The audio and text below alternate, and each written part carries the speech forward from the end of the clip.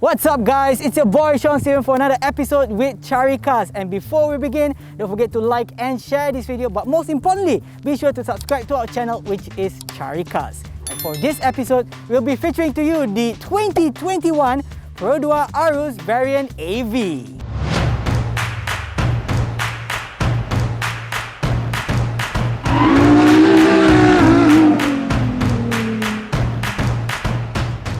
The Perodua Aruz was first launched in 2019, making its comeback to the SUV segment after Nautica and Kembara. And in the 2021 variant, well, there is two actually, which is the 1.5X, priced at about 70,000 ringgit, and the 1.5 Advanced or AV, which is priced about 78,000 ringgit. Now this is actually Perodua's fourth EEV or energy efficient vehicle. It comes in 5 amazing colors. This one over here is the Passion Red, which is actually replacing the Amazon Grid. Now there's also some slight enhancements for the 2021 version as compared to the 2019. Now you want to find out more about what is that slight enhancements as compared to the 2019 model? Well, we're going to start off first with the exterior.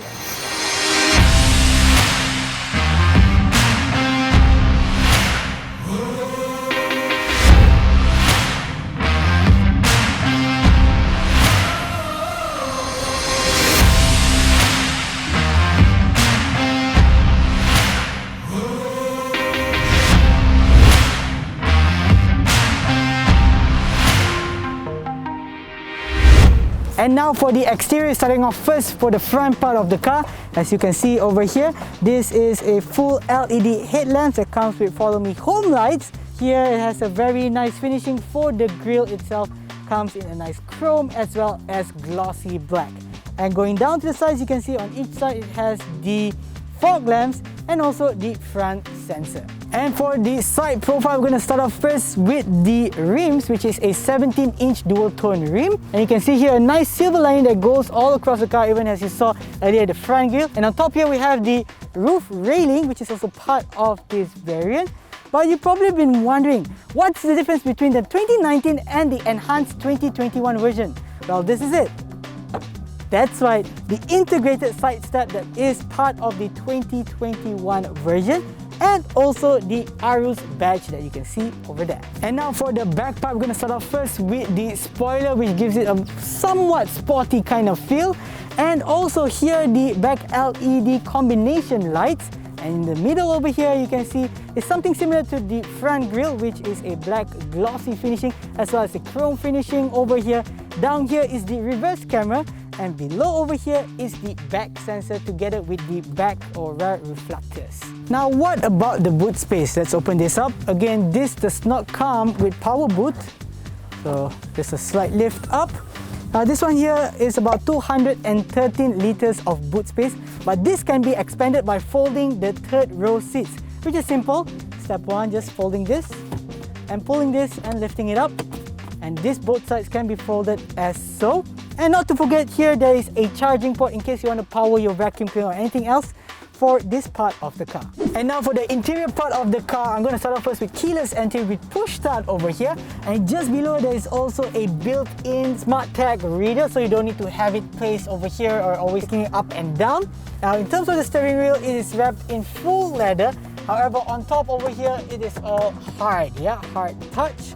Steering wheel, which is also adjustable from top to bottom or up and down. Next, when we come over here to the instrument cluster, you can see it's an analog as well as a combination of a bit of a LED kind of display. Infotainment system that is sized at 7 inches. Also comes with an SD card reader over here, air conditioning system, 1 and 2 memory over here. This is more for your aircon setting or memory function. Something very important that comes together with the AV variant is this one over here, the driving video recorder or DVR, which is included as part of this car. This car comes with a 5-star NCAP rating, where in terms of safety, it's really good. And in terms of safety, here, seatbelt indicator for seats of this car. And there's also some charging ports that you can see over here. These seats over here is manually adjusted, whether from front up, or forward or back, slightly up and down. All the seats of the AV variant is wrapped fully in leather. It is quite tight in here. Actually, this is also adjustable in terms of legroom space over here. and also the inclination of the seat itself slightly to the back, giving me a more relaxed journey. Now, in terms of air conditioning, very important, especially in the Malaysian weather, you can actually adjust it here for the back seat passengers from 1 all the way to 3. You can hear how powerful that is, right? Cold. So very cold. You can see the seats are also fully in leather. There's also some seat hooks that you can see is integrated part of the seat. And at the side here, if you didn't notice, there's actually a USB port for you to charge your device. Pretty cool stuff there. There is a 3 kilo hook for you to probably carry anything heavier there. So in terms of spacing, I think it's pretty comfortable, but what I'm more excited about is to find out for the third row seats. Let's go! Now you're probably wondering, how do we get to the third row seats? Very simple, just by folding this and up, you get to access the third row seats. So in terms of leg room, it depends on how much forward or back this one is over here. And you can see my legs are slightly elevated, but in terms of air conditioning, now it's placed at number 1, I can actually feel the air conditioning here. So it's not the most comfortable third row seats ever, but maybe this may be more suitable for kids instead of full-grown adults like me. And now for the driving experience. We're going to start off first with what's under the hood. This car comes with a 1.5 litre and a VVTi engine, and also a 4-speed auto transmission gear shift. And this car also has ASA 2.0, which also includes a few main features. For example, the pre-collision warning, pre-collision braking, front departure alert, as well as the pedal miss operation control.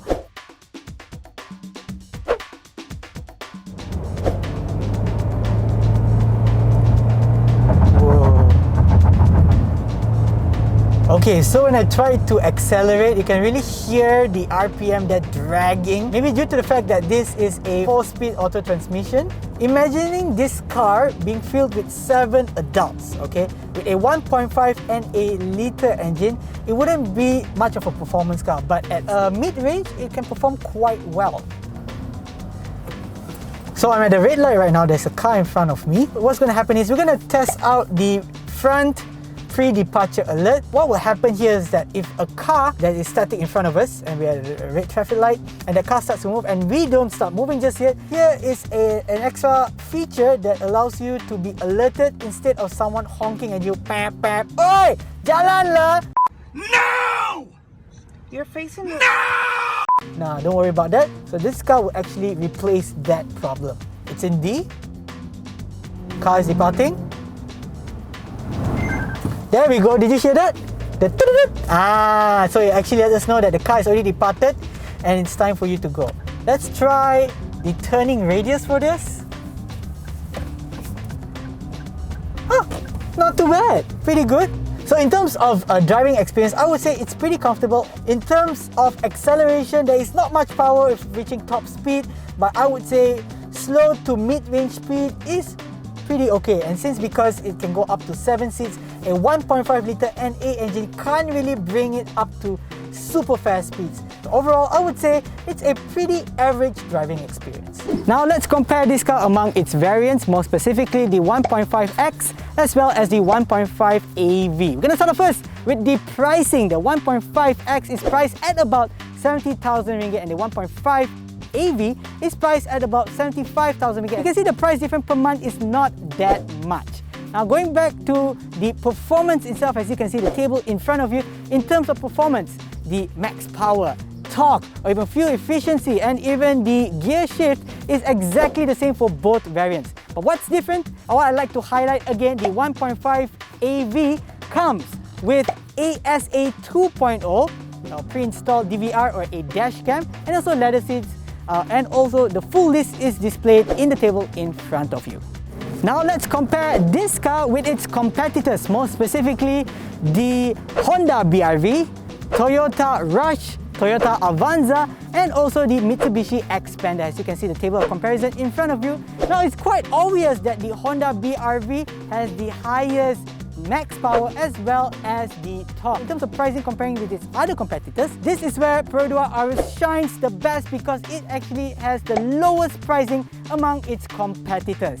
Now if you want to find the detailed write-up on the comparisons for the Perodua Aruz, together with its competitors, you can find that link in the description of this video. But what do you think about this car? Be sure to write down your comments in the comment section below. And of course, don't forget to like and share this video. And most importantly, subscribe to our channel. And we'll see you in our next episode. Bye-bye.